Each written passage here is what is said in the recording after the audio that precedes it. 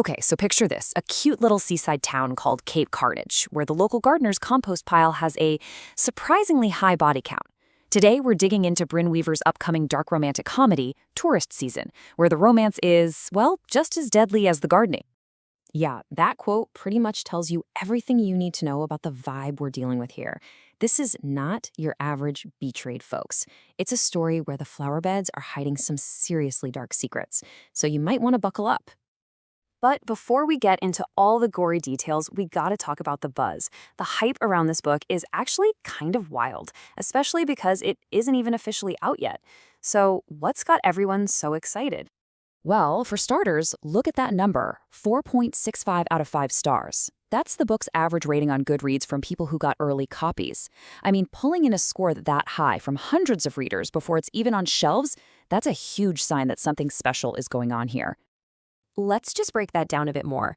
We've got that amazing 4.65 rating from almost 300 early readers. Signed hardcovers are already getting snapped up. And the official release date? It's still a ways off.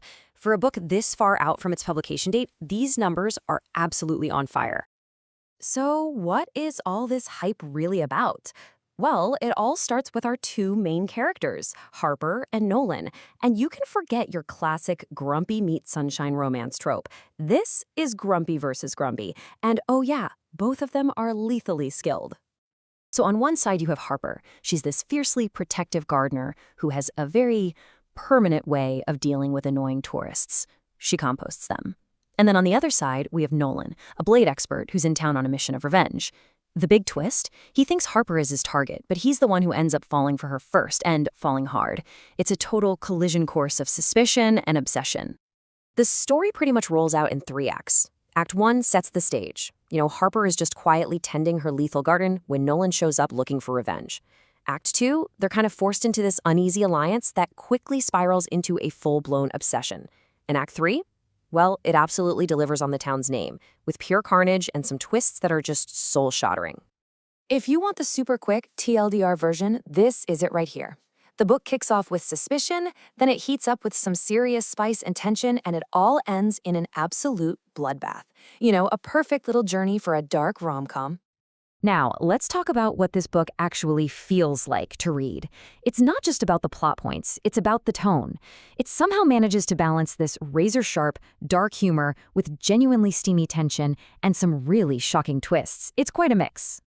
And this quote from Nolan, it just perfectly captures that vibe. What starts out as a vow of revenge completely morphs into this dark, all-consuming obsession he develops for Harper.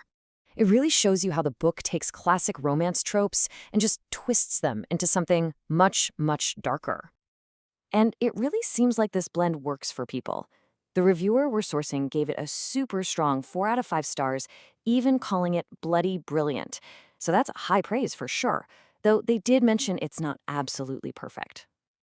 So what exactly worked and what didn't? Well, the pros are huge. The kills are apparently hilarious and creative, the romantic tension is intense, and there's a surprisingly heartfelt and raw depiction of a character dealing with Alzheimer's. The only real downside that was mentioned was that the identity of the main villain might be a little predictable if you're a big fan of thrillers. All right, so let's get down to the bottom line. Is this book for you? This next part is all about being sincere and upfront about what to expect, so you can decide for yourself if you want to book a trip to Cape Carnage. First, and this is super crucial, let's talk content warnings. This book does not pull any punches. We're talking graphic gore and violence. It also deals with some heavy emotional themes around a character's battle with Alzheimer's. And yeah, the spice level is rated a very high 3.5 out of 5. So this is for sure a book for a mature audience, no question about it. So to put it as simply as possible, if you love dark rom-coms, if you have a fascination with true crime, and if you just enjoy truly unhinged characters, then this is probably going to be right up your alley. But if you're squeamish about gore, if you're looking for a sweet, straightforward romance, or if you're under 18, you should probably give this one a skip. Ultimately, the consensus from all these early readers seems to be that Tourist Season is, as one reviewer put it perfectly, maniacally memorable. It's an addictive thrill ride that just expertly balances humor, heart, and a whole lot of horror. And that really just leaves us with one final thought. This book is absolutely full of unhinged characters, which kind of makes you think, who's your all-time favorite unhinged character from any story? Let us know what you think. And that's all for this explainer.